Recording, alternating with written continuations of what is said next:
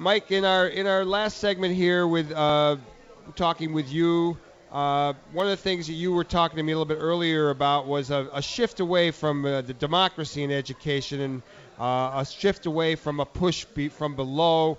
As you were just saying a moment ago, there's more of a top-down kind of control, a business model, an efficiency model of education.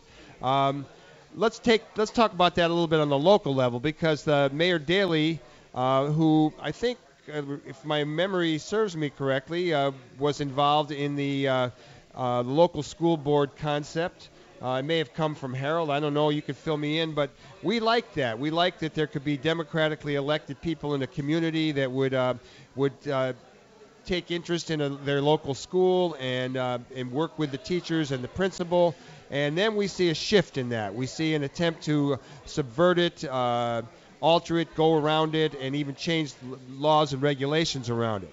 Talk about the Mayor Daley model of school control as opposed to a democratic school program. Well, two things, Mike. One is that we've seen a steady erosion of public space, not just in schools, but kind of the selling off of everything public, from the tollways to the parking meters to and also in the schools. And what goes along with that is that the people in the community lose their voice. They lose decision-making power and input over how schools are run or what decisions to make about parking or transportation and things like that. And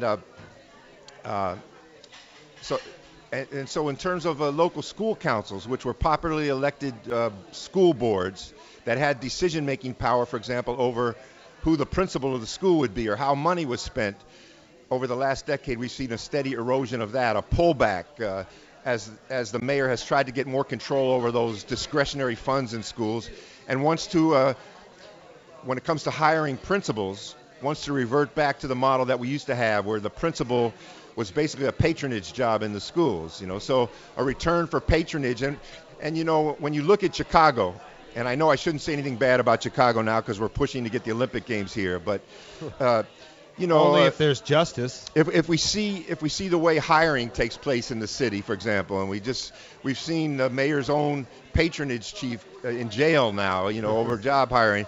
The question is, do we really want that top-down control over the hiring of school principals? I worry about things like that. All right, we're gonna round this segment off with asking you a question. If you were in Arnie Junkin's shoes, or if you were in Huberman's shoes, being the new CEO instead of superintendent of the Chicago. Not very likely, Mike. I know it's not likely, but it may come to pass. Stranger things have happened. Well, what are some things you would do, and how would you? What's your little plan for making everything better? Well, my wife Susan and I have kind of laid that out in our latest book. It's called Small Schools. Public School Reform Meets the Ownership Society. We need copies of that here in the general store. You do need copies, and I'm not allowed to say the price of it. You can't. Yeah, but you can pick up a copy either online or at your local bookstore or here at the Heartland, I hope.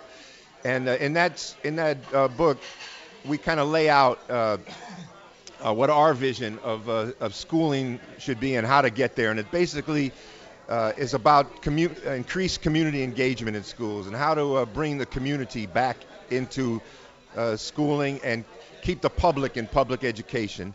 And so if I was in Mr. Duncan's shoes, I guess I would try to use as much of the resources housed at the Department of Education to promote that kind of public engagement.